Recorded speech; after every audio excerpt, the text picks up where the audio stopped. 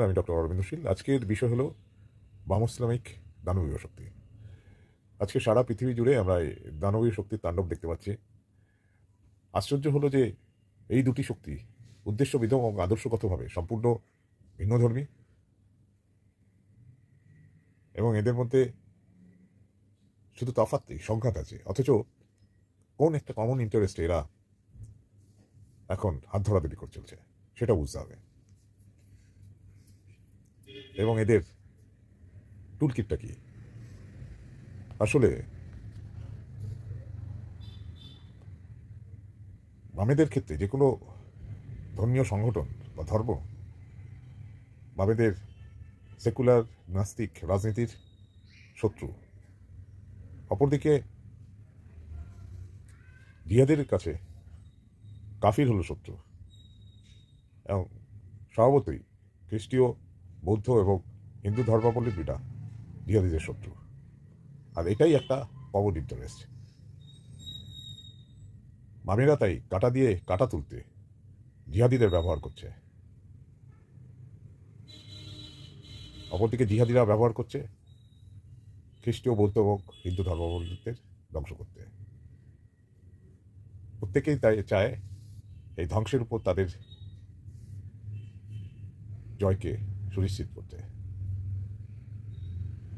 এরা দুজনেই একটা ইম্পেরিয়ালিস্ট ফোর্স।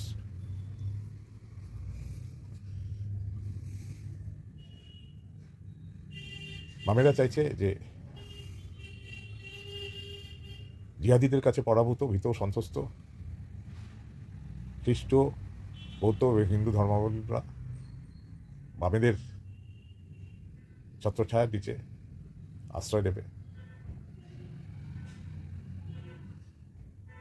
এবং বামেরা তাদের পরিত্রাতার ভূমিকায় অবতীর্ণ হবে।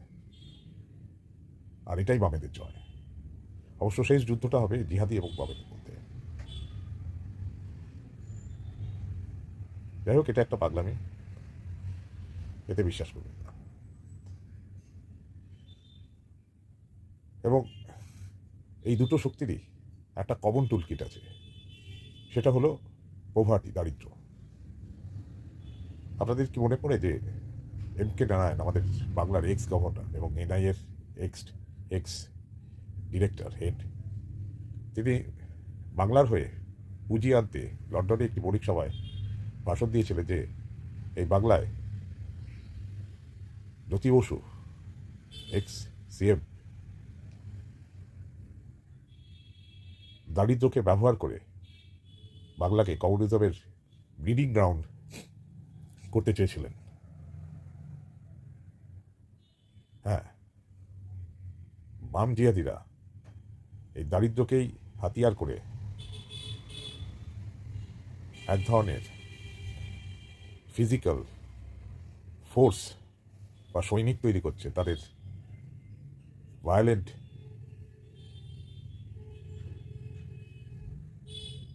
জিহাদের বা রাজনীতিক।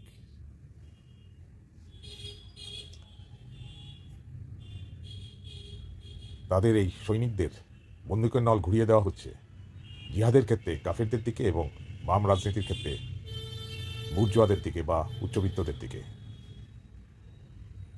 এইভাবে গরিবীকে ব্যবহার করা হচ্ছে, একটা প্যারানোইয়া তৈরি করা হচ্ছে, একটা শত্রুবোধ তৈরি করা হচ্ছে, এবং একটা ভায়োলেন্সের বাতাবরণ তৈরি করা হচ্ছে। তাই ভেবে দেখলে এই আস্তিক বা নাস্তিক, এদের মধ্যে গুণগতভাবে কোনো ফারাক নেই, কারণ এরা এক জায়গায়, তাদের টুলকিটটাও কমন। তাই সময় এসেছে এই বাম ইসলামিক শক্তিকে এক্সপোজ করার। তারা কিভাবে মানব সম্পদকে ধ্বংস করছে, এক্সপ্লয়েট করছে, এবং মানুষের বিরুদ্ধে মানুষকে লেলিয়ে দিচ্ছে, এবং তার মধ্য দিয়ে ক্ষমতা দখলের চেষ্টা করছে। এখানেই শেষ করলাম।